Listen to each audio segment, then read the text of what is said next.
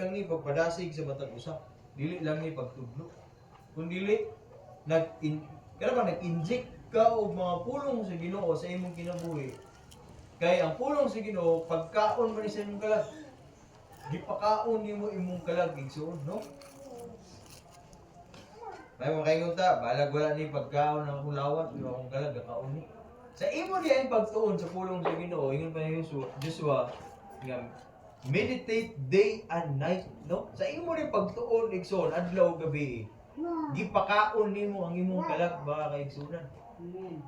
No? Gipakaon nimo imong kalag igsoon. Kini katong lawas mga kaigsunan, munipis manig mo nako. Apan ang importante igsoon, kanunay tang nagatuon. Dili man ta magtuon mga kaigsunan natay panahon nga maminas mga radyo igsoon nga kadungog ko kapatukar og mga Christian song.